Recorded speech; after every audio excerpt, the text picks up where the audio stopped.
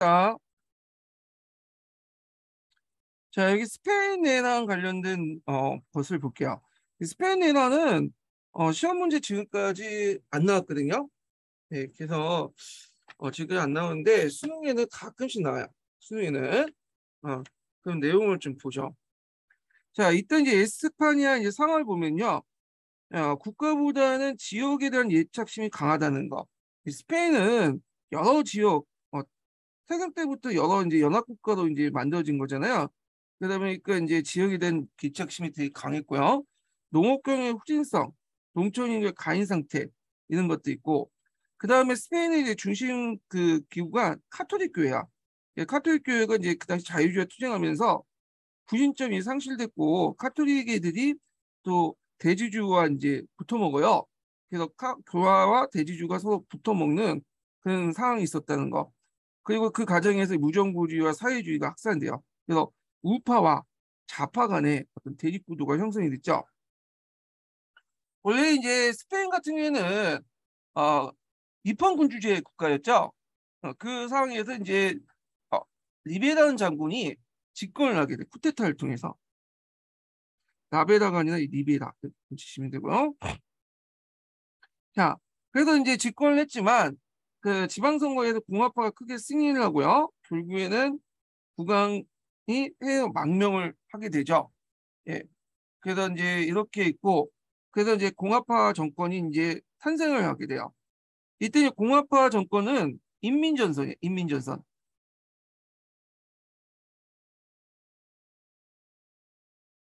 인민전선은 프랑스에서 한번 들어봤죠.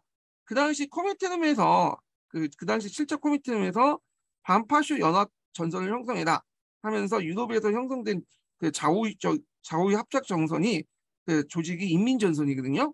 그래서 스페인도 프랑스와 마찬가지로 좌파와 중도 좌파와 중도 우파 간에 뭐냐면 연합전선이 형성됐어요. 이들은 공화파들이죠. 공화파.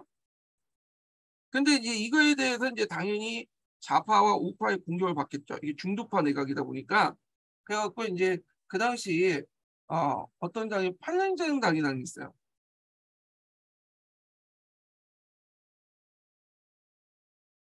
그래서 이 팔렌쟁 당은 이제 그 당시 리베르 장군의 아들에 의해서 창립된 당인데 그 당시 이탈리아 파시스트 이념을 내세웠던 당이거든요.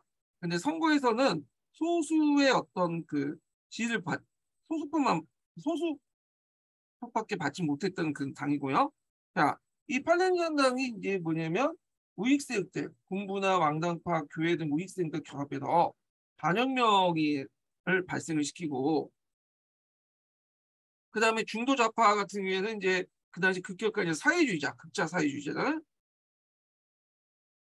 이 사람들이 폭동을 일으켜. 그러니까 이 중도파들이 각종 그뭐 좌우부터 공격받고 있는 상황이었죠. 그래서 이제 이런 상황에서 그 누가 이제 등장을 했냐면 그 당시 프랑코 장군이 등장한 거야. 프랑코는 여기 이제 이탈리아 그 스페인 보면 요쪽 그 세우타 주변에 그 스페인 영토가 있어요. 모로코 북쪽 지역이죠. 예. 그래서 이 모로코 북쪽 지역에 그 지키고 있던 이 프랑코 장군이 쿠데타를 일으키죠. 그 당시 독일과 이탈리아의 지원을 받고 쿠데타를 일으켜요. 그래서 이제 이렇게 해서 강을 건너서 지브레타로 넘어갔고 북상을 하면서 그때 이제 팔레정당이나 왕당파 여러 이제 보수 세력들이 이게 뭐냐면 결집을 하게 된 거야. 그 얘네들이 북쪽 올라가면서 어, 점점 이제 공화파들과 대립을 하죠. 공화파 정부와. 자, 그러면서 이제 내전이 형성이 되기 시작한 거야. 예. 그런데 이제 이때 국제사회 동향을 보면요. 지금 우크라이나하고 러시아하고 싸우는 거 비슷해. 우크라이나는 막 뭐 여러 가지 지원을 받잖아요. 예, 지지를. 그렇지만 막상 영국과 프랑스와 나토군이 우크라이나를 지원하지 않죠. 예, 러시아가 확전할까 봐. 똑같은 거야. 그래서 그 당시 독일과 이탈리아는 프랑코 장군에게 적극적으로 지원해줘. 적극적으로. 예, 무기도 주고 그렇게 이제 비행기도 주고 탱크도 주고. 근데 영국과 프랑스는 프랑크 장군을 비난하면서 공화파 정권을 뭐냐면 지지해준다면서도 무기도 별로 안 줘. 어. 그리고 소련만이 이제 적극적으로 이제 무기 지원을 해줬고, 그리고 소련의 지원을 받았고 국제 여단이 결성됐어요. 국제여단은 뭐냐면 세계 각국의 프랑코 장군의 쿠데타에 분노한 자유주의자, 민족주의자, 사회주의자들이 모여서 만든 단체가 국제여단이에요. 그리고 이제 또 개인 자격으로 유명한 사람들이 이제 정부군에 참전하죠. 음. 자, 그래서 등등 해갖고 이제 했는데 결과적으로 적극적으로 지금 파시스트가 승리를 하게 돼요. 그리고 이제 여기 안에서도 스페인 그 공화파 안에서도 국제여단 안에서도 또 내부 반발이 있고 또 싸우게 되고 하여튼 개판이 된 거예요. 그래서 여기 공화파의 분열과 그 다음에 프랑코 장군의 독일, 이탈리아 적극적인 지원을 힘입어서 결국 파시스트가 승리하게 되죠. 그래서 프랑코 장군이 독재를 하게 돼요. 이 사람이 상당히 독재를 많이 했더니 1970년대까지 죽을 때까지 했어요. 이 사람이 죽을 때. 그래갖고 이제 나중에 죽은 후에 스페인 같은 경우는 민주화되잖아요. 그래서 그때 이제 참여했던 사람이 뭐냐면 이제 그 지식인들 공화파 쪽에 참여했던 지식인들이 해밍웨이라는 사람이 있어요. 그때 이제 그걸 참여 경험을 바탕으로 해서 누구를 위해서 종이 울리나 뭐 이런 것들 이제 같은 것들을 했고요. 자, 하여튼 이제 이런 것들을 이제 해서 했고 결국엔 내란뿐만 아니라 파시즘 자유민주주의의 어떤 이념투쟁이었다. 음. 자, 그 다음에 이제 여기 좀 볼 게 뭐냐면 교과서에 잠깐 있는 게 있는데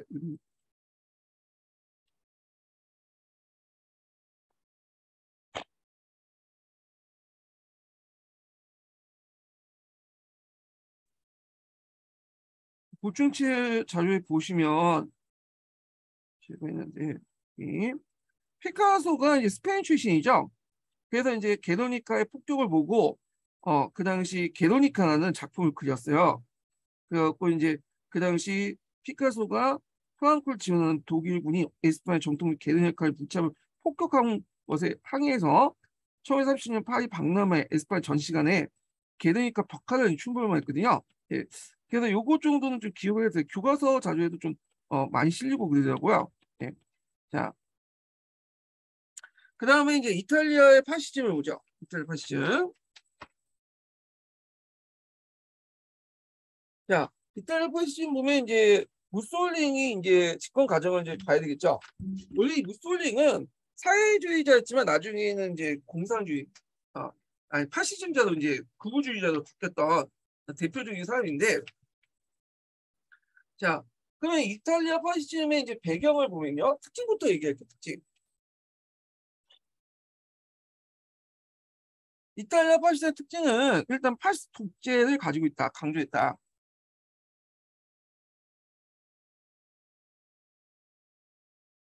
자, 그래서 이제 파시스트 독재인데, 요 파시즘이라는 말 자체가 그 어원이 파시스모에서 나왔다고 그래요.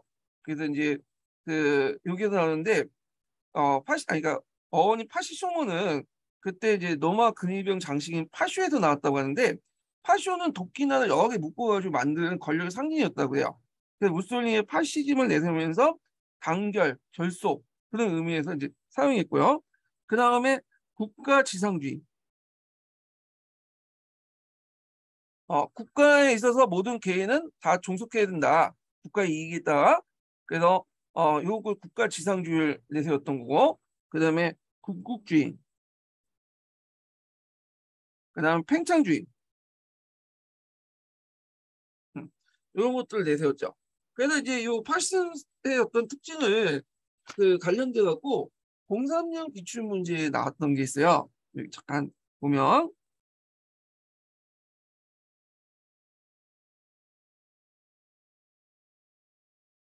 요건데, 자, 국민이 국가를 발생하는 것이 아니라 국가가 국민을 창조한다. 네. 그래서 이제 사회계약론을 따면 계약을 해서 국민이 국가를 만드는 거잖아요. 근데 그게 아니라 이제 국가가 국민을 창조하는 거야. 네. 좀 다른 거죠. 그래서 요거 문장 외워두세요. 이 문장. 그래서 이거 문장이 예전에 기출문제에 나왔던 거죠. 무슨 파시즘의 독특에 관련돼서 시험 문제 나왔고요. 자, 그러면 배경을 보죠. 배경. 자, 전쟁 중에 막대한 외채를 짊어지게 되어서 극심한 전후 인플레이션과 실업자가 증가됐고요. 자, 북부 이탈리아의 농촌 노동자가 조직화되고 토지를 점거되면서 사회주의적 경영을 하게 되죠. 그러다 보니까 사회주의에 대한 어떤 불안감이 중상층이나 그 자본가들이 확산이 되게 돼요.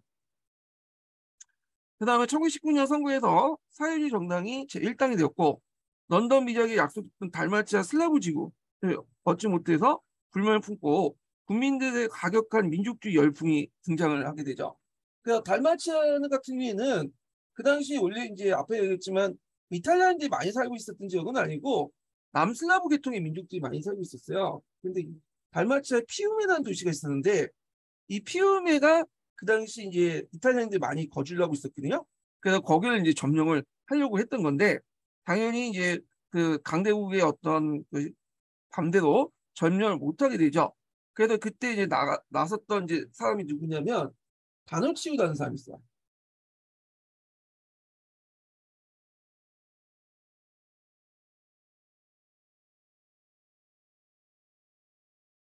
자, 바누치우라는 사람이 그냥 의용군을 조직해요.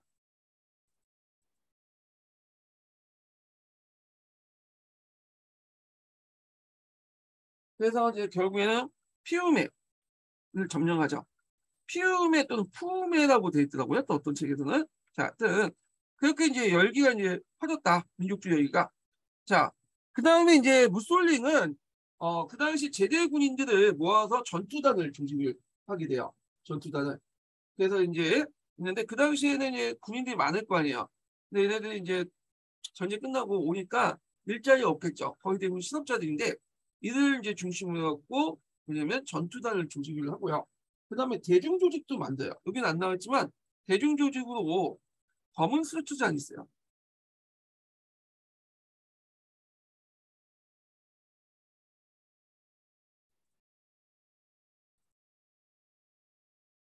자, 검은 서치단 같은 경우에는 뭘 바탕으로 만들었냐면 예전에 그 가니발리가 갈색 서치단 있죠. 예, 그거 만든 걸로 역할 모델에서 만들었다고 해요. 자, 하여튼 이렇게 해서 1921년에 파시스트 당을 이제 정당을 조직을 하고요.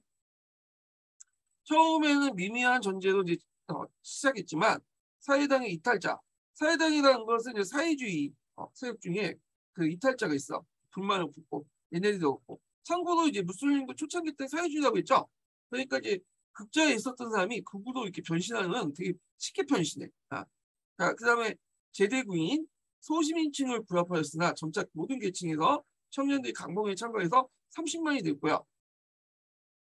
이들은 공산주의자, 사회주의자, 노동운동 지도자, 반파시스트 정치가 대해서 공격과 테러를 했다. 백세 테러를 이제 뭐냐면 어, 했죠.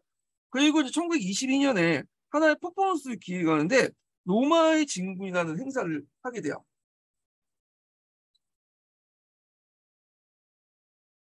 그래서 이제 그 당시 노동자들이 총파업을 계기로 사회주의자들로부터 왕국을 구할 걸 목표로 파시스트 민병대들이 이 검은 서추단 군대들이 로마에 진군을 하죠. 이걸 계기로 해서 내각이 물러나고 국왕 엠마누엘 3세부터 조각을 위축받아서 걸국 수상에 임명돼서 권력을 장악을 하게 되죠. 그때 이제 이 사람이 로마 진군할 때 막아야 되는데 어, 그 경찰이나 군대나 관료들이 그냥 내버려 뒀다고 해요. 그리고 로마에 들어오니까 국왕 에마누엘 3세가 항영을 하면서 무솔리니에게 조각을 위촉을 했다고 하죠. 자, 하여튼 그래서 이제 독재 체제가 수립됐는데 무솔리니는 독재적인 어떤 비상 대권을 획득하고 20만 명의 파시스트 민병대를 창설했고요. 정규군을 확장해서 그에게 충성을 서약하고 요구를 했고 그리고 선거법에서 이제 유리하게 개정해서 의회 다수당을 차지했고요. 결국에는 1925년에 파시스트 입법을 통해서 언론, 출판, 자유를 박탈하고 1920년에 파시스트 당 외에는 모든 정당을 금지해서 일당 독재 체제했다. 그래서 앞에서 얘기한 것처럼 전체주의 특징 중에 하나가 뭐냐면 그 의회 정치를 인정하지 않는다는 거야. 어, 그래서 의회 정치를 부정하고 의회를 해산하고 결국 일당 독재를 한다는 게 공통점이 그죠? 그거는 이탈리아에서도 보이죠. 자, 그래서 이제 그 밑에 보면 파시스트당의 정권적 배경에는 뭐 공공사업 실시, 보호무역 정책 등으로 국민의 지지를 얻었고 여기에 플러스 되면 사회주의에 대한 불안, 확산 이런 것도 이제 들어갈 수 있어요. 예. 그래서 이제 노마의 진국을 통해서 권력을 장악했던 데가 1922년 10월 달이에요. 그 연도 좀 기억을 해두세요. 이거는 대공황 이전이죠. 그래서 대공황 이전에 뭐냐면 권력을 장악했다. 그래서 히틀러가 대공황 때문에 권력을 장악한 거고 반대다. 아니다. 대공황하고 상관없다. 이걸 좀 기억을 해두시면 될 것 같아요. 이 부분은 예전에 기출에 나왔던 거니까 기억을 해두시고 자, 그 다음에 무솔링의 어떤 정책 관련된 내용을 볼게요. 무솔링은 협동종합 국가를 내세웠어요.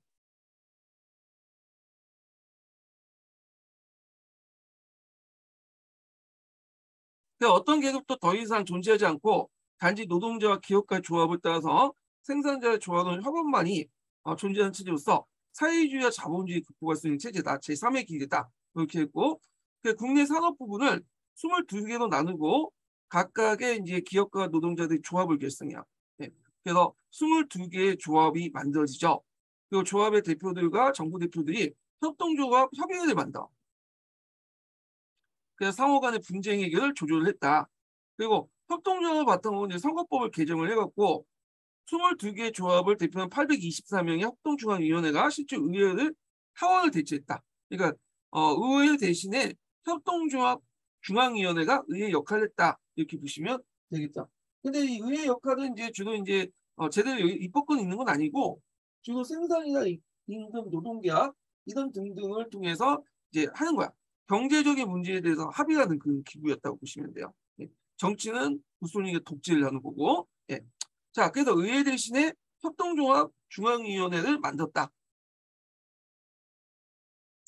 그 다음에 나테란 조약을 이제 볼게요.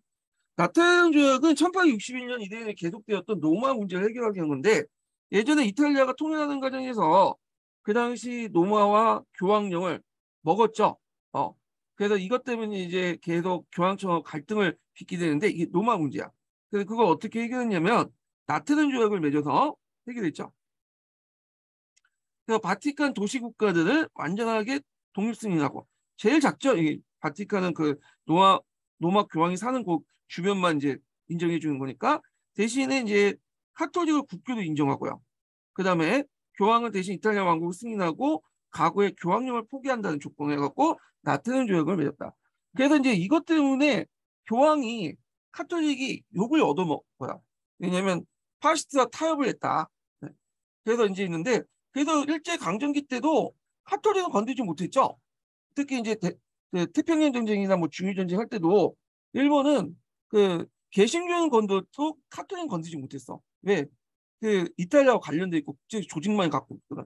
그 파시스트 그 당시 무솔리니하고 또 보호를 받고 있었잖아요. 그러다 보니까 카톨릭은 건드리지 않았죠.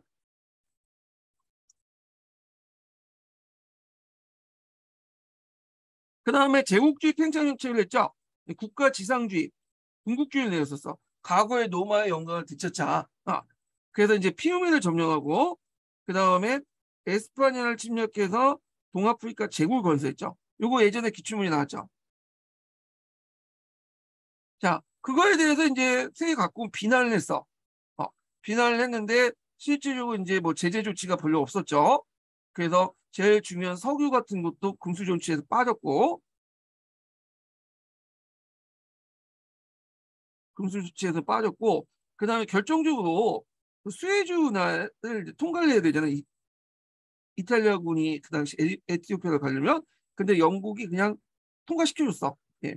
그래서 이제 이런 것들 때문에 이제 소극적으로 대응했다 이렇게 보시면 되겠죠. 자, 에티오피아의 어떤 침략 있고 그 다음에 에스파냐 내정 간섭, 알바니아를 실제 보호구 만들었다. 그렇게 있고요. 독일 같은 게 보죠. 독일. 독일 이제 그 나치당에 관련된 내용이 시험 문제 많이 나오죠. 일단 인종청소하고 많이 관련죠. 그 다음에 또 시틀러가 이제 그 침략 가정 같은 거 있죠. 근데 2차 세계대전까지는 안 나오고 꼭 보면 2차 세계대전 전까지 나오더라고요. 그래서 슈텐데를 방합하고 체코를 방합하고 오스트리아 합병하고 그 과정에 소련과 독일 간의 불가침 조약을 맺고 뭐 그런 것도 있죠. 예. 그 다음에 세 번째 히틀러의 등장 배경, 집권 배경, 집권 배경, 집권 배경이 이제 시험 문제 나왔고요. 자, 그러면 이제 히틀러를 보죠. 히틀러는 원래 고향이 독일이 아니에요. 이 사람은 오스트리아죠. 오스트리아. 오스트리아에 살았는데 원래는 미술가가 되려고 이제 했다가 안 돼갖고 빈에 가서 이제 백수건달로 이제 있다가 1차 세계 터지고 나서 거기 독일군으로 오스트리아군이 아니라 독일군을 참전을 했어. 열심히 싸웠죠. 그리고 이제 전쟁이 끝나니까 할 게 없는 거예요. 그래서 계속 이제 독일군이 있었어요. 독일군에. 그래서 상부에서 이제 어느 날 명령이 내려졌죠. 그 독일 노동당이라는 이상한 단체가 있는데 거기 한번 가서 보고 와라. 그 보고서를 제출해라. 그러니까 이제 갔는데 이 독일 노동당은 그냥 7명의 조그만 구구정당이었어요.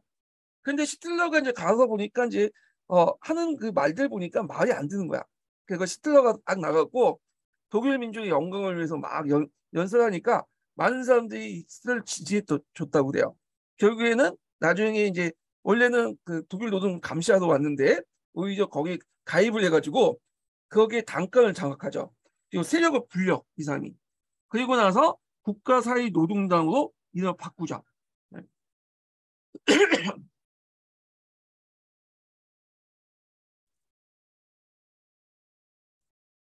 그래서 이제 국가사회주의 노동당을 이제 그 비판하는 사람들 이제 나치라고 했거든요. 나치. 아, 그래서 나치는 이제 일종의 이제 뭐랄까 그 나치는 국가적 내셔널과 사회주의 소셜리트 중간자를 따가지고 나치라고 했는데 그래서 이 나치라고 이제 비난하니까 이 나치를 오히려 자기의 당명으로 그냥 삼아버리죠. 예, 하여튼 그래서 이제 나치스 지도자가 되고 나치 행동부다인 SL 그다음 갈색서치단을 이제 조직을 하죠. 갈색서치단 SA 조직을 이제 만드는데 자 그래서 이제 있고 그 다음에 1923년에 무엔 폭동이 일어나죠. 무엔의 폭동을 일으켰는데 그때 이제 프랑스 르 지방을 점령한 거에 대해서 독일 정부가 소극적 저항을 하니까 지시하니까 그 불만을 품고 1923년에 무엔에 있는 맥주호에서 비혼호에서 폭동을 일으켜. 근데 국가 진압당하죠. 그래서 진압당하고 나서 이제 감옥소에 갇히는데 그때 한 1년인가? 1년 복역했다고 해요. 1년 복역했는데 이것 때문에 히틀러가 전국적인 인사가 되죠. 막 그 재판장에서 가서 막 독일이 억울하게 당했다. 독일의 민족주의 뭐 얘기하니까 그 재판관들도 인정하고 1년 때렸다고 그래요. 그래서 적극적인 지지를 받고 편안하게 감옥 생활을 하면서 그때 집필한 책이 있어요. 나이투쟁이라는 책이죠. 요거 꼭 기억을 해두셔야죠. 인종주의, 민족주의, 어떤 집산주의, 역사이론, 정치론 혼합을 하는데 이 사람이 나이투쟁을 집필하고 나서 이 나이투쟁을 바탕으로 해가지고 나중에 전국전쟁도 하고 침략전쟁도 하고 인종청소도 하고 돼요. 예. 일종의 이제 그 히틀러가 정권을 잡을 때 청사진을 마련한 책이 나이투쟁이었다. 예. 청사진 많은 이제 계획도 갖고 있는 책이 나이투쟁인데 이 나이투쟁이 예전에 시험문이 나왔어요. 이게 뒤에 없네. 나이투쟁 관련된 내용을 한번 볼게요. 이게 이제 시험문이 나왔기 때문에.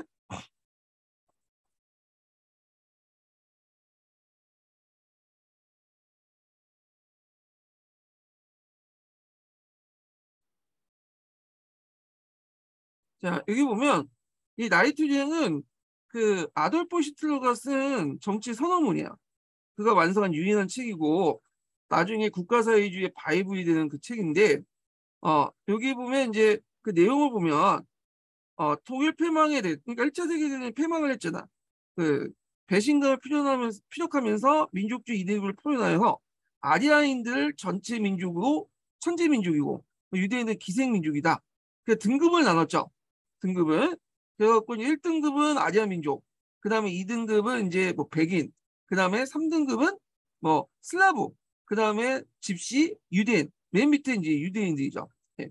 그래서 집시와 유대인들은 기생동물이기 때문에 처단될 대상이고 슬라브인들은 목숨을 좀 살려줘.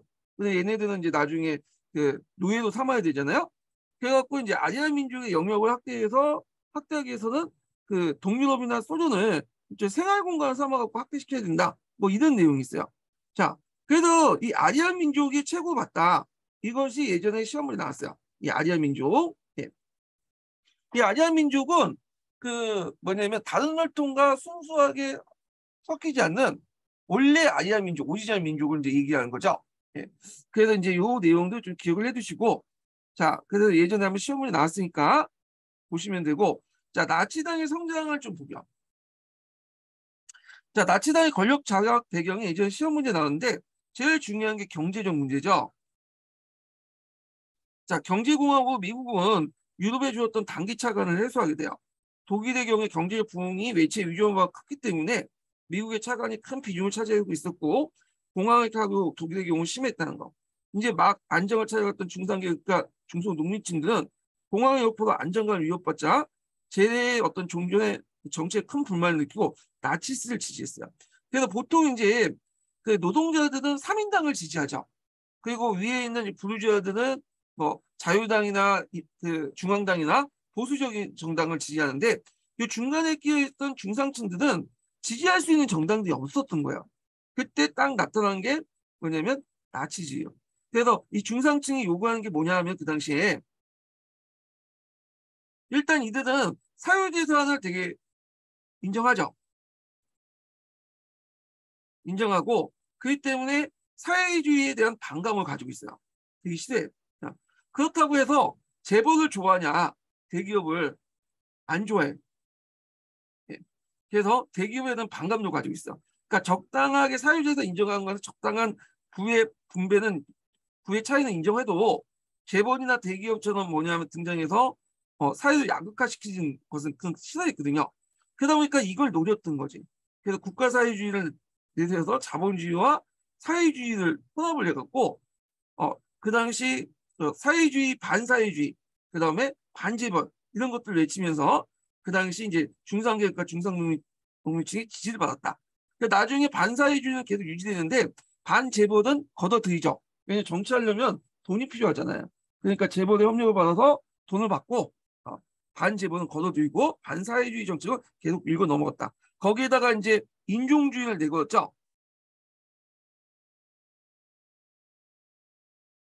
모든 계층에 또 지지를 받으려고 이것도 스틸러 자신이 또 인종주의자이기도 하고 유태인 차별주의자기도 하죠. 그 당시 유태인들은 모든 계층으로부터 다 욕을 얻어먹었어요. 여러 가지 이유로 이제 반유대 감정이 확산이 됐던 거고 특히 반유대 감정이 제일 심했던 곳이 오스트리아 빈이었거든요. 그래서 빈에서 젊은 시절 때 스틸러가 빈에서 매년 살았잖아. 미술 공부한다고 반유대주의 영향을 받은 것 같아. 그때. 자, 그래서 이제 나치가 이제 성장하면서 나치당이 이제 득세해서 그 대공황 1929년이었는데 요 여파로 해서 제2당으로 이제 성장을 하게 돼요. 3인당 다음에 당으로요. 그래서 나치당이 이제 선전 활동을 했는데 그 당시 이제 중소 시민층을 유인하기 위해서 대재벌 공격하면서 공산당을 배격하고 앞에서 이제 얘기한 것처럼 얘들 특징이 이겠죠. 사유재산 인정하지만 인정했기 때문에 사유주의 싫어하고 그렇다고 재벌들이 그 뭐냐면 혼자 불 독실한 것도 싫어하죠. 자, 그래서 사유재산을 옹호하고 소시민층에게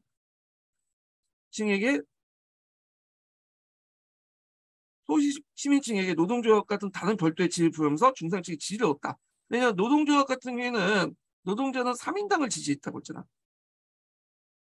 그러니까 중상층은 벌 지지할 정당이 없었는데 이때 이 나치당이 이제 이런 걸 내세우면서 중상층을 끌어들였다 이렇게 보시면 돼요. 그러니까 반유대주의를 내세워서 유태주의보다 유대주의가 낫겠죠.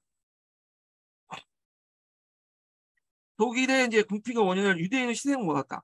그래서 이제 등에서 칼을 꽂았다. 유대인과 사회주의자들이 이길 수 있는 싸움을 배신을 때려서 얘네들이 졌다. 이런 식으로 몰아내는 거죠. 유대인의 희생을 먹었고 반유대주의는 모든 계급과 당파를 결집시켰죠. 모든 계층들을 결집시키는 요인이었다. 근데 이거는 뭐 시틀러가 단순히 성동에서 그런 게 아니라 이미 그 당시에 그 유럽에서는 반유대주의 감정이 예전부터 중세시대부터 있었어요. 네. 그런 것들 잘 이용했다 보시면 될 것 같아요. 그래서 반유대주의 관련된 내용이 시험 문제 예전에 11년 기출문제 나왔던 거죠. 요거는 기출 풀면서 좀 보기도 하고요. 그 다음 베르사유 조약을 폐기를 주장했죠. 베르사유 조약은 일종의 명령이다. 우리 합의가 아니라 연합군들이 멋대로 결정하고 우리한테 강요한 거다. 그러면서 이런 것들이 이제 반 베르사유 감정을 갖고 있었던 조약 갖고 있던 국민들의 어떤 가슴에 깊이 파고들었다는 거. 그다음에 자본가 타협을 했죠. 앞에서는 그 중소시민층을 끌기 위해서 대제부를 공격했지만 막상 돈이 필요하잖아. 정치를 하다 보면. 그래서 1932년 초부터 정권 장악을 위해서 돈이 필요했던 히틀러와 그날 그의 장래성을 내다보던 대자본 산업자본가들이 사회 타협이 일어났고 나치스는 또 우익정당인 국민당, 제한군인의 윤커 농업 연맹과 또 제휴를 했어. 다 자기 정치적 기반 삼았던 거죠. 결국에 1932년 총선에 나치당이 1당이 되고요. 그 다음에 1933년에 히틀러가 신대부부터 총리를 위임받아요. 총리에 취임을 하게 되죠. 그때 이제 신덴베르크를 되게 욕했던 사람이 뭐냐면 신덴베르크가 대통령이었어 그 당시에. 그래서 상징적인 지도자긴 하지만 이 사람이 막강한 권한이 하나 있었어요. 예, 긴급 조치권이라는 게 있었거든요. 긴급 명령권. 이 긴급 명령권을 가지고 있었는데 이 히틀러가 이 신덴부르크가 나이도 많고 정신도 오락가락하는데 그 이 신덴부르크를 잘 이용해갖고 이 긴급 명령권을 자주 내렸어. 예, 그래서 이 긴급 명령권을 통해서 국회도 해산하고 또 선거도 새롭게 하고 그리고 이 새로운 선거를 통해서 나치스가 이제 여러 가지 불법적인 행위를 하죠. 그래서 이제 결국에는 나치스가 일당이 돼요. 이게 갑자기 일당이었다고 했더니 일당이 하는데 이 도중에 일당이 됐다가 또 이당이 되고 밀려나고 있었거든요. 그래서 이당이었던 이 국회에 해산한 거야. 그러니까 일당 했다가 이당 됐다가 다시 국회 해산해갖고 긴급조치권 명령권 내려갖고 국회 해산시켜버리고 왜냐면 결국에는 불법 선거를 통해서 제1당이 됐다 이렇게 보시면 될 것 같아요. 그리고 이때 또 비상사태 또 긴급조치 명령권이 나오죠. 또 국회 뭐냐면 의원 선거하는 과정에서 그 당시 이제 공산당이 소임을 알고 있는 공산당이 그 위에 의사방화당을 이제 방화 사건을 일으켰다. 그러니까 의사당 방화 사건을 일어났는데 이걸 공산당 소행으로 돌렸고 그래서 다시 신덴베르크를 이용해서 비상 긴급 명령권을 내리고 그리고 그 가운데 공포 분위기를 조성하는 건데 또 뭐냐면 선거를 시행했죠. 그러니까 이제 이 긴급 명령권을 이용해서 국회를 해산하고 다시 새로운 선거를 하는 과정에 불법을 판치고 그 다음에 의사당 방화 사건이 나니까 또 긴급 명령권을 내갖고 그 공포 분위기를 조성하고 그리고 나서 공산당을 해체시키고 그리고 결국에는 선거 결과 이제 나치당이 1당이 된 거야. 자, 1당이 됐어. 과반수를 차지했으니까 더 이상 거의 한 3분의 2 정도를 차지했다고 그래요. 이게 뭐야?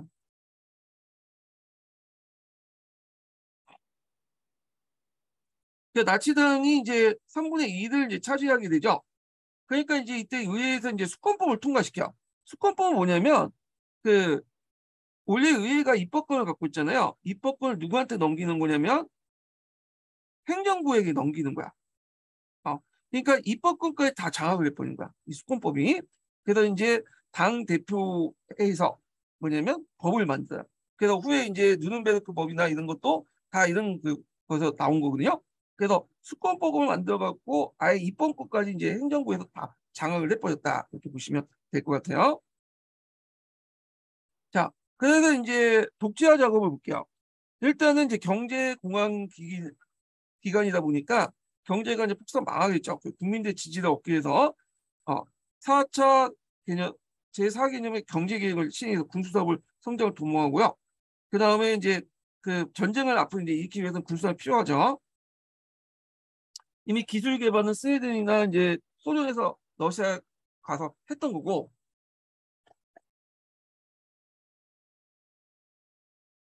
그리고 주위를 해산하고 주정부의 장관을 다 나치 간부 파견하게 돼요. 자, 이로서부터 나치 지방자치였던 거기는 이론적인 중앙집권을 국가 변모했다는 거. 그 다음에 공산당과 삼인당을 불법하고 공산당은 이미 그 앞에 의사당 방화 사건 때 공산당을 해체됐고 그 다음에 삼인당을 불법화시켰어요. 그 다음에 카톨릭 중앙당 활동을 금지시키고 그리고 나치스만이 독일 내 유일한 합법적인 정당으로 선언하죠. 이렇게 가능할 수 있었던 게 뭐냐면 법을 행정부에서 만들다 보니까 그냥 행정부의 어떤 명령이 곧 법이 되는 거야.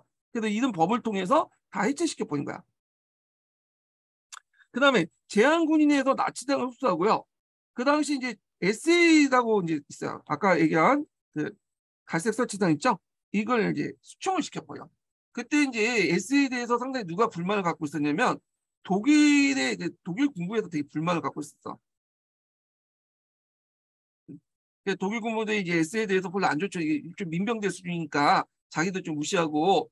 그러니까 이제 히틀러가 이 독일 군부의 어떤 그 뭐냐면 지지를 받고 그다음에 SA 그 수장이 그 이름을 까먹었는데 좀 마치 자기한테 개기는 모습을 취하니까 그 한남실 동원해서 SS를 동원해 갖고 그 SA를 수청하죠. 그때 이제 그 SS를 조직을 하는데 그 전에 이제 SS를 조직하죠. 예. 게슈타포죠, 게슈타포.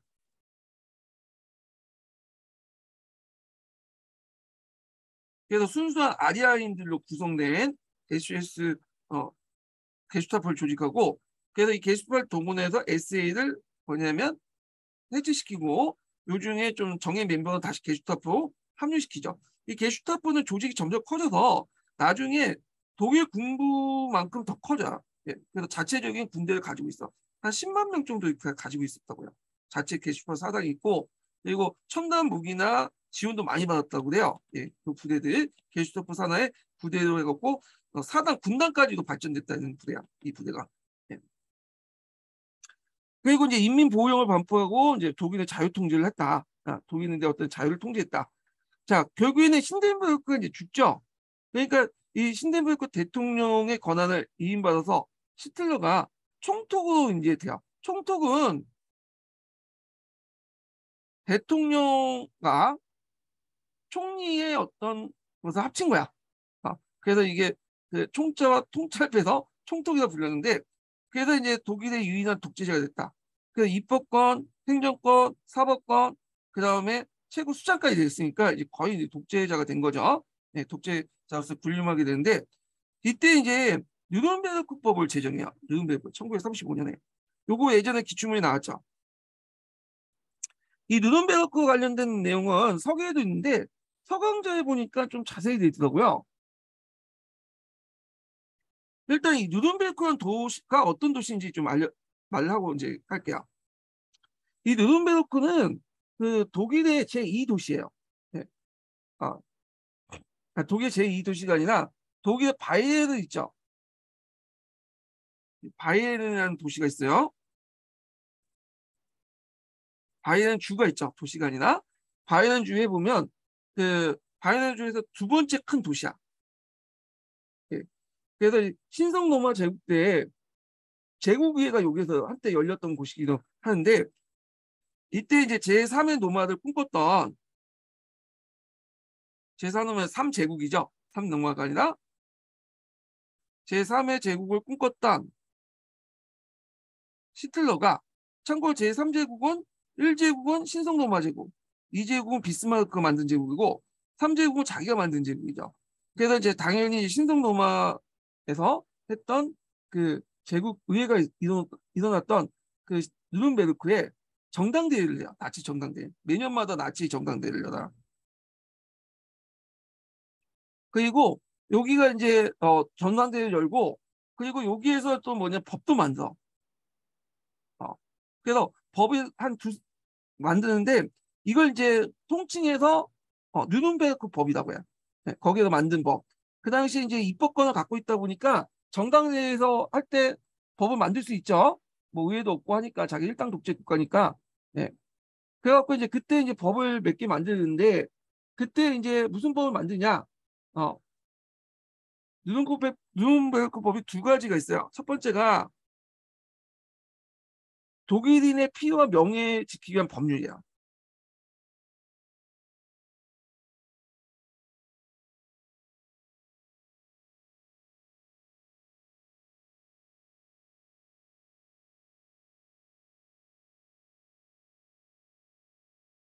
두 번째가 뭐냐면 제국 국제법, 국가 시민법이죠.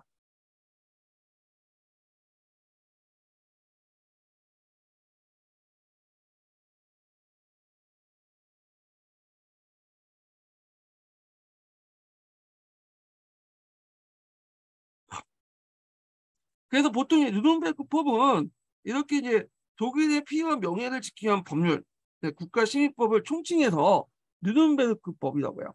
예.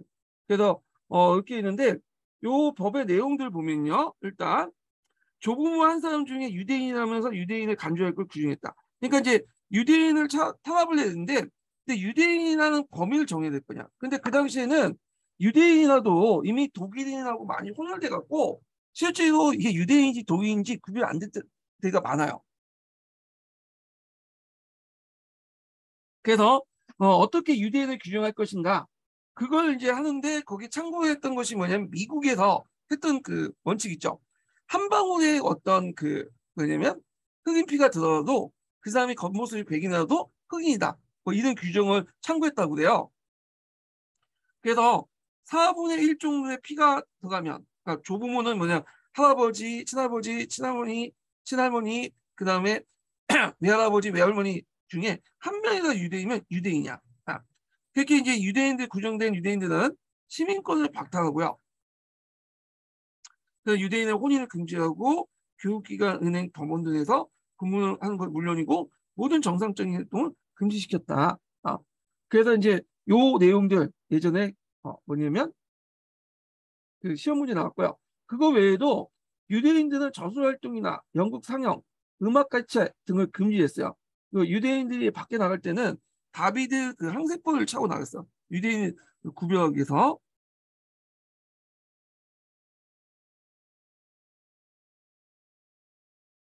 이 항세포는 예전부터 유대인을 상징하는 표식이었거든요. 그래서 이제 요걸 뭐냐면 왕장을 차고 나가 다비드 항세포 방은 왕장을 차고 나가야지만 뭐냐면 밖에 나갈 수 있어요.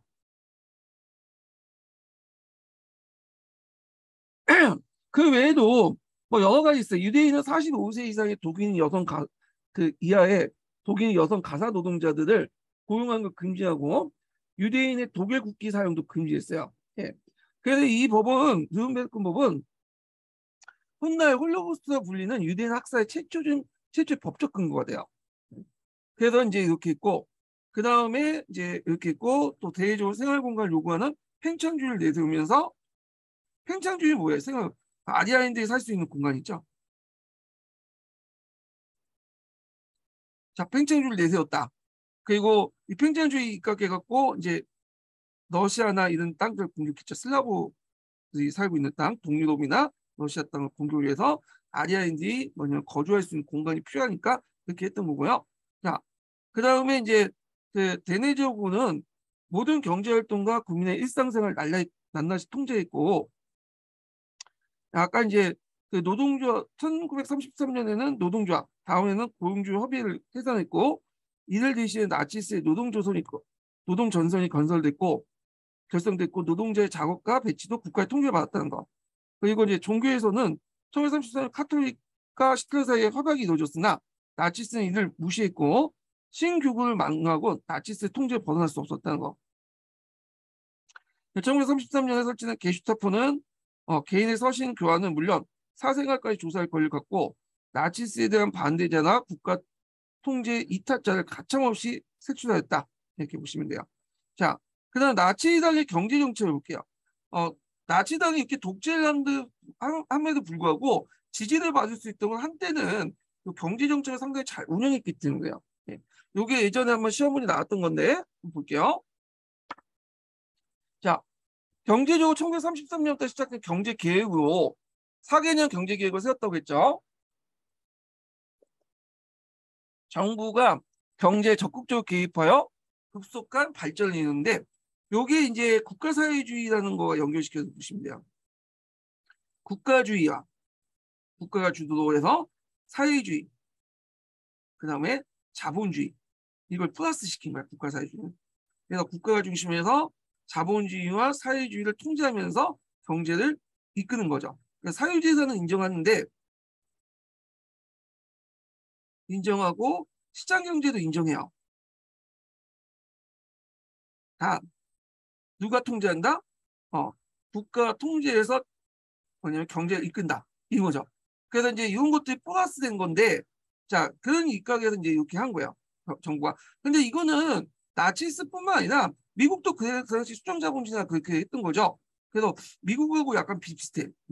그래서 이제 있는데, 자, 그 다음에 일자리 창출과 복지시설 등 여가생활 제공 등 국민의 경제적 만족을 높이기 위한 독일 경제 발전시켰다. 그래서 이런 그 국가가 적극적으로 계속 개입해갖고 그 고속도 있죠. 아우토반도 놓고 그래서 거기에서 SOC도 만들어갖고 이제 사회 간접점을 만들어서 일자리 창출하고 그 다음에 노동자의 지지를 끌려고 복지시도 만들고 노동자들이 휴가를 보내줬어요. 그래서 폭스바겐 같은 국민차도 그때 만들어졌다고 그래요. 그러다 보니까 그 당시 그 노동자들도 예전에 반대했던 그 노동자들도 히틀러를 적극적으로 지지를 하게 돼요. 근데 이런 정책들이 누구한테 영향을 받았냐면 미국한테 영향을 받았어. 그래서 보면 은근히 히틀러가 미국을 상당히 좋아했다고 해요. 그래서 앞에 이제 누른베르크법 같은 것도 미국의 그 인종차별 관련된 법 있죠? 진 크루즈법 같은 거 그런 것들에 이제 영향을 받고 이제 했던 거고 그러니까 유대인의 어떤 기준 자체가 예전에 그 미국에서 흑인 기준 자체도 동일하다고 그래 보면 그 다음에 케이지 정책을 받은 뉴딜 정책에도 영향을 받았고 예. 하여튼 경제 정책이나 하여튼 그 인종 정책에서 미국의 영향을 받았다 이렇게 보시면 될 것 같아요. 시험 문제는 안 나와 이런 것들은요. 예. 하는 말이고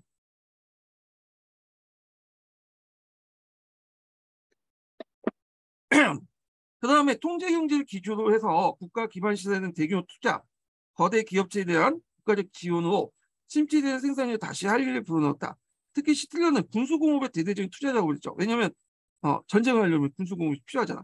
이미 기반 기술이나 이런 것들은 다 만들어놨어. 이미 이제 그 시틀러 집권 전부터 독일 군부에서 앞에서 독일이나 스웨덴 가서 이제 그런 탱크나 장갑차나 여러 전함들 그다음에 등등은 이제 기술들을 개발해놨죠. 그래서 이게 이제 군수공업을 통해서 양산을 시키는데 그러니까 대대적인 투자를 해갖고 독일 경제는 당시 유럽 국가 중에 돋보이는 경제 성장을 했다. 전후 넘쳐났던 실업자들에게 다시 일자리를 제공했으며 중상층뿐만 아니라 노동자에게도 절대적인 지지를 얻었다. 원래 노동자들이 3인당을 지지했는데 3인당이 없는 상황에서 나치가 또 자기 일자리를 보존해 주니까 당연히 지지할 수밖에 없겠죠. 경제 성장으로 여유로워진 국가 재정은 대체적인 사회보장 제도를 실시하고 사회보장 제도는 이미 비스마르크 때부터 국가 사회주의라는 이름 아래 이제 실시했던 건데 시틀러가 계승했다 보시면 돼요. 그래서 노동자 소시민층에 더 높은 임금과 그다음 다양한 편의시설을 제공하고 국가 부담을 후렴을 가도록 하는 등 독일 국민의 어떤 삶의 질을 향상시켰다는 거야. 예. 그러면 예전에 이제 기출문제 나왔던 것이 뭐냐면 그 요건데 그 당시 이제 그 공률 기출문제 스틸러 배경 나치즘의 등장 배경 관련된 내용인데 자 극단적 민족주의와 인종주의 국가 사회주의를 앞세워서 독일 민족과 아리아인들의 어떤 배타적 생활권을 확보하고 있고 생활 공간을 확보하려고 했죠. 또한 배우시아 체제를 무효로 하고 재무장을 선포해서 군수사업에 박차를 가는 등 가운데 비밀경찰 조직이 게슈타포를 창설해서 국민들의 어떤 사생활 통제하는 전체주의 체계를 추구했다. 그래서 자유를 빼앗는 대신에 어떤 경제적인 물질적인 혜택을 줬다. 뭐 이렇게 보시면 돼요. 오늘날은 개발 독재 정도 하는데 만약 히틀러가 저쪽 침략 경제까지 하지 않았으면 대단히 히틀러는 장기 독재를 할 수 있었는데 히틀러가 이제 여러 나라를 공격하는 바람에 그게 끝났던 거죠. 자, 이탈리아 파시즘 비교해 볼게요. 이거 예전에 기출문제 나왔어요. 자, 공통점은 극단적 민족주의와 반지성주의에 입각한 전체주의 독재예요. 근데 차이점이 있어. 어떤 차이점이냐면 독일이 더 독재에서 강하고 인종주의가 심한데 이탈리아보다 더 체계적이었다. 이탈리아 같은 경우에는 인종주의는 없어요. 반유대주의는 없었어요. 그래서 무솔링이 히틀러의 요청을 받고 유대인들 좀 탄압하라고 했더니 왜 유대인들 탄압해야 되냐? 오히려 보호해줬어. 유대인들을. 근데 나중에 무솔링이 이제 쿠데타를 해갖고 쫓겨나거든요. 그때 잠깐 이제 북이탈리아 중심으로 해서 히틀러의 사주를 받은 계대 정부를 만들었는데 무솔링이 그때 반유대주의 정책을 했긴 했어요. 근데 그거는 자기가 원해서 했던 게 아니라 그 당시 그 독자적으로 정책을 추진할 수 있는 상황이 아니었죠. 히틀러의 도움을 받았고 계대 정부를 유지한 상황이기 때문에 근데 전반적으로 볼 때는 되게 반유대주의형이 없다. 이 파시즘은. 그래서 이 관련된 내용이 서양에서 강조해 있어요. 좀 기억을 해주시고요. 자, 그래서 이제 이렇게 해서 독일의 어떤 공격을 내용을 받고 그러면 그 당시에 제국주의 강화와 침략 정책에 관련된 내용, 일본, 독일, 이탈리아. 네.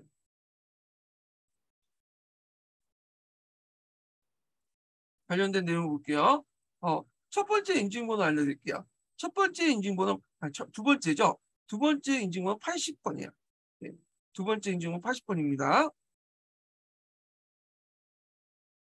자, 1번을 보면 1번은 만주 침략을 강행했죠. 그래서 1931년에 만주 기록을 수립했고 니트 조사는 이들 명백히 침략 행위를 규정했지만 그냥 국제용 탈퇴를 예뻐했죠. 요거 동양사 할 때 이제 좀 얘기하고요. 자, 독일은 국제연맹 주최 제네바 국제 군축회에서 군비 평등권을 중에서 받아들이지 않았고, 그러니까 1933년에 국제연맹 탈퇴를 예뻐했어. 그리고 이제 1935년에 베르사유 조약 중에 독일의 군비 제한 조항을 폐지선언하고 재무장에 참석했고요.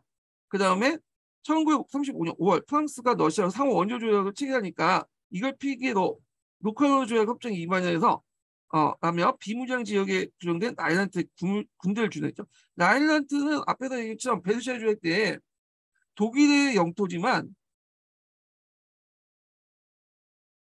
경찰은 파견할 수 있지만 독일이 군대를 파견할 수 없는 비무장 지대야. 네. 경찰은 파견할 수 있지만 군대를 파견할 수. 근데 이 라인란트 지역에 뭐냐 군대를 주둔시킨 거야. 라인란트 지역을 뒀던 이유가 뭐냐면 프랑스하고 독일 간의 어떤 왕충 지역 그런 걸 이제 하려고 했던 거죠.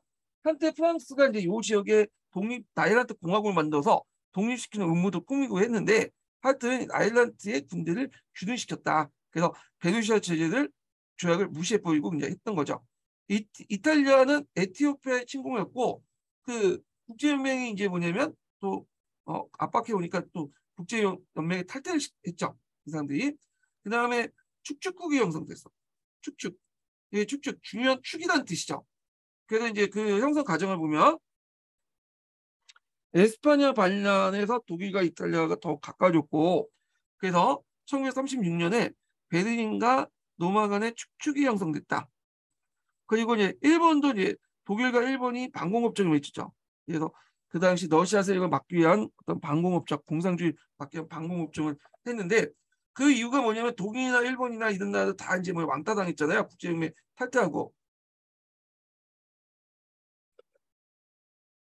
그래서 국제적 고리를 벗어나기 위해서 했고 결국에는 1937년에 그 독일, 일본, 이탈리아 방공협정이 맺어져요. 그래서 이탈리아를 끌어들여서 그 당시 독일, 일본, 그다음에 이탈리아 간의 방공협정이 맺어졌다 이렇게 보시면 돼요. 그리고 이제 이게 더 발전된 것이 뭐냐면 삼국동맹이죠. 삼국동맹.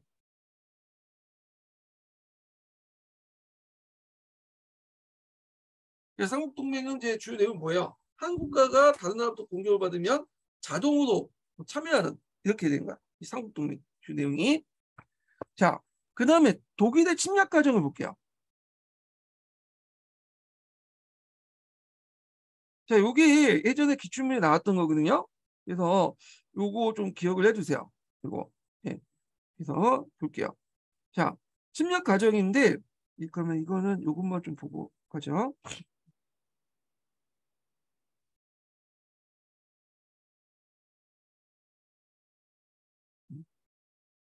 이걸 보면서 좀 얘기할게요. 이게 상당히 중요해요. 이게 지금까지 한 세네 문제 나왔거든요.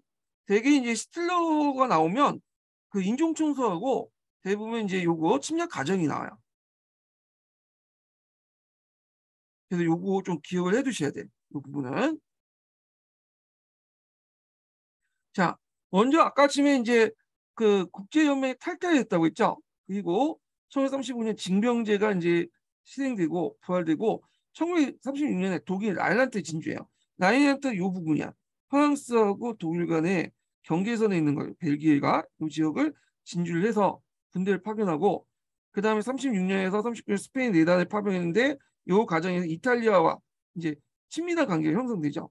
그다음에 1938년 3월에 오스트리아 합병이에요. 여기가 오스트리아죠. 여기가 오스트리아는 히틀러가 태어난 곳이기도 해요. 그래서 오스트리아는 독일어권은 이제 그 당시에 오스트리아는 이제 독일어만 사용했던 국가였는데 여기에서 의해서 이제 나치 세력이 권력을 장악하고 나서 자기 땅을 독일에 갖다 바치죠. 예. 그리고 나서 체코하고 슈텐덴 지역에서 이제 분란이 생겼는데 슈텐덴은 그 체코 북쪽에 빗굴치는 부분을 슈텐덴이라고 하거든요. 이게 예전에 한번 시험문이 나왔죠. 이 지역이 90% 이상이 그 독일인이 살고 있었어요. 그래서 이거 달라. 그러니까 체코에서 안 주니까 막 옥신각신하다가 그 당시 무엔 회담에서 요것만 먹어라. 그러면 그냥 우리는 여기서 만족하겠다. 그래서 합의를 보고 그 체코 동의 없이 그냥 여기를 먹어버린 거지. 그 무엔 회담을 이용해서 여기를 떼어준 거야. 영국과 프랑스가. 그런데 독일이 그 말을 무시해버리고 그냥 다 체코와 슬로바키아까지 먹게 되죠. 그래서 체코 슬로바키아를 이제 먹었다. 슬로바키아는 이제 보고 놔두고 체코는 집중 통치를 하게 돼요. 여기서 자, 그래서 이제 이런 작업을 하고 그 다음에 이제 마지막 노렸던 게 이제 폴란드죠. 폴란드는 독일이 앞으로 자기를 공격할 걸 생각해서 영국과 상호 원조 조약을 맺게 돼요. 그리고 이제 독일이 폴란드를 공격하기 전에 폴란드를 공격하면 영국과 프랑스가 자기를 칠 거라 생각을 한 거야. 근데 이제 요쪽을 치고 요쪽을 공격하고 있는데 뒤에서 10분이면 안 되죠. 어 아니 말 잘못했네. 여기에 치고 있는데 그러면 영국 여기에 프랑스가 칠 거 아니야. 그럼 이쪽 병력에서 막을 것 같은데 막으면 되는데 문제는 러시아가 개입을 해버리면 어 독일은 러시아로부터 또는 프랑스부터 양쪽 공격을 받고 있잖아요. 그래서 영국과 프랑스는 적을 돌리더라도 러시아만은 소련만은 자기 침입을 하자. 그래서 독일과 러시아가 좀 양극단이잖아요.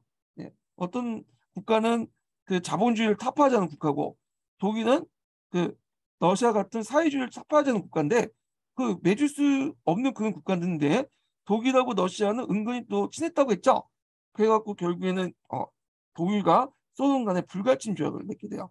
그리고 나서 그 당시 이제 이거 맺고 나서 독일이 폴란드한테 요 단친이야 폴란드 하랑을 달라고 요구하죠. 그러니까 폴란드가 거부를 하죠. 예. 그러니까 이제 독일이 폴란드를 공격하게 돼요. 이걸 요구했던 이유가 뭐냐면 요 동프로이센 지역이 월경지였어요. 예. 그래서 여기를 먹기 위해서 그런 거야. 여기 연결해야 될 거냐 이 지역을. 예. 그래서 이제 먹게 됐다. 예.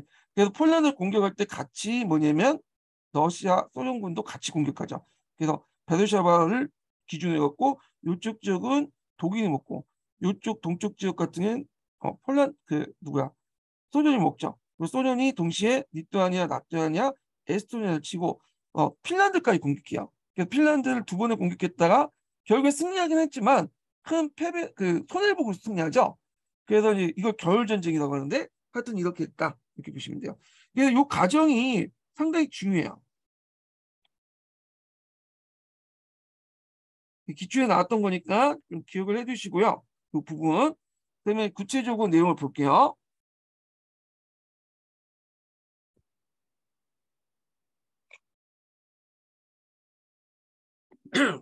자, 1938년 3월에 오스트리아가 합병하죠. 그리고 앞에서 얘기한 것처럼 체코에게 수텐트를 요구를 하게 돼요. 독일 거주 지역 그 지역을. 그러니까 이제 번게르만주의 이름으로 다수의 독일이 살고 있는 슈텐트를 요구하는데 자 그때 이제 체코가 당연히 거부하죠. 그러니까 전쟁 날 분위기가 나니까 영국과 프랑스가 달려와서 그 당시 독일하고 좀 친했던 이탈리아를 그 무솔리니를 모셔다가 그 협약을 맺게 되죠. 여기에서 좀 보시면 알겠지만 소련은 제외됐죠. 일단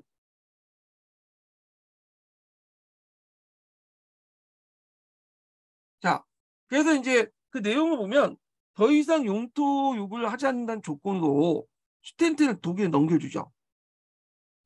기타 이제 소수민족 지역인 헝가리와 폴란드에게 또 양도하고 소수 지역은 이런 식으로 이게 제일 중요한 거죠. 근데 뭐 시틀러가 그 말 안 믿죠. 그 약속 안 지키고 곧바로 슈텐트 먹고 체코슬로바키아를 안전 전체 먹어버렸죠. 예. 자 이때 영국 수상 체인버링이 그 유화 정책을 폈거든요. 이거 예전에 시험 문제 나왔죠. 전쟁을 또 하면 많은 사람이 죽는다. 그렇기 때문에 전쟁을 최대한 안 하고 히틀러를 좀 무마해가지고 전쟁을 방지하려고 했어. 예. 그래갖고 이제 이 무해회담 이후에 챔버린이 와서 그 종이 조각을 이제 보여주면서 히틀러의 약속이다 하면서 기자회견을 했는데, 그래서 이 종이 조각을 가지고 이제 평화의 보장이다 이렇게 했는데, 종이 조각이가 뭐가 소용이 있겠어요? 예. 소용이 없죠. 그냥 전쟁 나면 끝이야. 챔버린은 너무 그 히틀러를 믿었던 게 문제예요. 히틀러를. 이 사람이 상인 출신이다 보니까 그 좀 약간 신뢰에 대한 어떤 강박관념이 있었나 봐. 예. 그래서 이제 이걸 그대로 믿었는데 일종 이상주의자였죠. 예. 그래서 최근에 이제 제가 뭐 보니까 정전협정을 맺자 이렇게 이제 종전협정을 맺자고 그러는데 그 좀 그런 것 같아. 이미 그 분은 이제 물러나셨지만 약간 그분이랑 챔피언이하고 좀 비슷한 것 같아. 예. 하여튼 그래갖고 이제 했지만 이제 결국에는 전쟁이 났죠. 자, 무해회담 결과 보면 프랑스, 소련, 체코슬로바키아 3국이 상호 원조 및 체제 붕괴했고, 소련은 국제적 고립돼. 왜냐하면 아까 이제 무해회담에서 소련은 참가를 못했잖아요. 그래서 고립돼 영국과 프랑스에 적개심을 갖게 돼. 나를 왕따시켰다니. 이런 이제 생각을 갖게 된 거죠. 그러면 그 당시 영국과 프랑스는 왜 독일한테 그런 양보를 했을까요? 일단은 전쟁이 시작하면 일단 재정적인 바탄도 있고 뭐 많은 사람이 죽고 그런 것도 있고, 그 당시 소련은 견제하는 것도 있어요. 독일은 히틀러는 적어도 반사회주의 취지를 내걸고 있으니까 히틀러가 세력이 커지면 언어력이 커지면 독일을 막아줄 수 있을 것 같은 생각을 들게 된 거야. 예. 그래서 이제 그 도장에 무해회담 도장에 도장을 찍게 되는데, 그런 것들은 이제 나중에 다 말도 안 된다는 걸 알게 된 거죠. 예. 오히려 히틀러하고 무슨 그 누구야 스탈린이 손을 잡았잖아요. 예. 그리고 나서 체코를 다 점령했고요. 그리고 나서 이제 폴란드와 단체와 자유신 폴란드 자유신 폴란드 해방을 달라고 하는데, 그래서 여기 보면 단진이, 그다음에 이쪽 연결한 지역 폴란드 하방인데, 단진은 이제 앞에서 90% 이상이 독일인이야. 원래 이렇게 줘야 되는데 그 당시에 이렇게 주면 폴란드가 내륙 국가 되니까 요거를 이제 단지가 국제유의 자유도시로 만든 다음에 실제로 이임을 폴란드가 한 거야. 네. 그래서 이제 있고, 그다음에 폴란드 해상은 여기 동프레센 지역을 연결한 지역이죠. 자, 그러니까 이제 이 동프레센이 월경지가 되니까 독일 히틀러가 요걸 달라고 했던 거야. 그러니까 주겠어요? 안 주겠죠? 당연히. 그러니까 이제 폴란드를 공격을 했던 거죠. 자, 그러면 2차 세계대전인데 이게 내용이 잠깐 중간에 빠진 게 많네요. 여기에 보면 그 전에 외교활동 관련된 내용이 좀 빠져가지고 좀 설명할게요. 자, 여기 독소 불가침 조약을 체결하죠. 요거. 그래서 요게 이제 시험문이 나왔어요.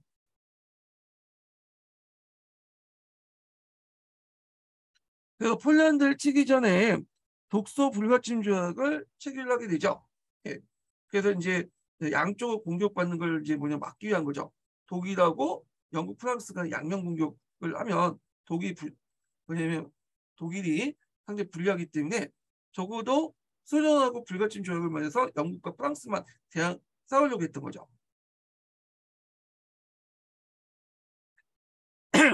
그래서 이제 소련 외상이었던 몰로도프하고 그다음에 그 독일 외상이었던 리페트루프가 이제 뭐냐면 서로 뭐냐면 협상을 하게 돼요. 그래서 이 독소 불가침 조약을 몰로도프 리페트루프 협상이라고 또 해요. 예. 그 내용을 보면 두 나라는 단독으로 또는 다른 나라 연합해서 서로에게 어떤 폭력행위도 어떤 침략행위도 어떤 공격도 하지 않는다. 불가침 조약을 맺는 거죠. 근데 이거 금방 깨지죠. 예. 뒤에 이제 독서적이 일어나면서 깨지게 되는데, 만약 두 나라 중 한쪽이 상국을 또 공격받을 경우에는 다른 한쪽이 어떤 방식으로든 상국에 원주를 하지 않는다. 조약 체결국은 어느 쪽도 직접 또는 간접으로 다른 한쪽 목표와 강대국의 결합을 참가하지 않는다. 그러니까 서로 공격하지 않고 그다음에 서로 어떤 동맹이든 서로 이제 뭐냐면 참여하지 않는다. 그러니까 서로 적대시할 수 있는 동맹이 있죠. 자, 이렇게 이제 한 거야. 그래서 상호 간의 불가침뿐만 아니라 삼국 간의 전쟁할 때 중립을 지키고, 그리고 각국의 적대적인 동맹 연합체에 들어가지 않는다. 이런 내용이죠. 근데 이게 그 공개적인 조약이고요. 실제로 그들 독소 불가침 조약을 맺을 때 비밀 조약도 같이 맺었어. 그래서 이제 비밀 조약 보면 폴란드 양국의 세력권을 설정한 거야. 바르샤바를 기준으로 해갖고 동쪽은 소련이, 서쪽은 폴란드가, 폴란드 독일이 먹는 거죠. 그리고 독일 폴란드 침공이다 보니까 소련이 폴란드 바르샤바 동쪽을 점령해서 러시아 영토 편입시키죠. 예. 참고 이 폴란드 바르샤바 동쪽 영토는 엄밀히 말하면 폴란드 원래 땅이 아니에요. 이 땅은 폴란드 땅이 아니고 그 벨루루시나 우크라이나 서부 지역의 일부였어요. 예전에 말처럼 이제 그 전에 1920년대 그 폴란드하고 러시아가 소련이 싸웠죠. 예. 그래서 그때 이제 니갈 조약을 맺게 됐는데 이 니갈 조약을 계기로 요 땅들이 그냥 일부 땅들이 그 폴란드 쪽으로 넘어가게 된 거야. 그러니까 소련의 입장 볼 때는 2차 세계 때 이 땅을 다시 찾은 거라고 보시면 돼요. 다만 이제 국제적 여론도 이제 안 좋으니까 폴란드에게 다시 독일의 그 서부 땅 있죠. 오데르 나이세스 그 땅을 떼준 거죠. 이렇게. 그래갖고 이제 이렇게 있는데 그 외에도 비밀 조약에는 그 내용도 있어요. 발트 3국, 핀란드. 원래 이거 다 제정 러시아 때 그 소련 땅이죠. 이것도 너희들에게 떼어주겠다. 뭐 이런 내용이 있어요. 예. 그래서 이제 이렇게 있고 결국에는 이제 이렇게 해서 이제 뭐냐면 폴란드 이렇게 맺고 폴란드 요구해서 폴란드를 안 도와주니까 전쟁이 일어나버린 거죠. 예. 그래서 이런 것들 이제 기억을 해두시면 되고 요거 잠깐만요. 요게 요쪽에 있는 게 아닌데 요걸 2번으로 해야 됩니다. 자, 그럼 폴란드는 가만히 있었냐? 그건 아니죠. 폴란드도 약간 위기심을 느끼니까 영국 폴란드 간의 상호 조약을 맺게 돼요. 그래서 독일과 전쟁에 대비했다. 그래서 만약에 폴란드를 공격할 경우에는 영국이 이렇게 원조해 주는 걸 했는데 실제 영국이 이 상호 원조 조약을 입각해서 폴란드한테 지지를 해주겠다는데 막상 영국이 병력을 적극적으로 동원해갖고 보내지는 못했죠. 그래서 약간 시간 끄는 동안 전격교를 통해서 독일이 폴란드 멸망을 하게 된 거죠. 뭐 이렇게 기억을 해두시면 될 것 같아요. 자, 여기 폴란드 해관과 단지 문제였으니까 한번 읽어보시고요. 예. 자, 그 다음에 이제 2차 세계대전 가정이 있는데 요거 하기 전에 잠깐 이게 많이 부족한 게 인종청소 관련된 내용이 없거든요. 잠깐 여기가 요거는 제가 이제 그 기출문제 분석 자료가 있는데 그걸 가지고 좀 보충하고 나서 2차 세계대전 넘어갈게요. 요거는 좀 쉬었다가 진행하겠습니다.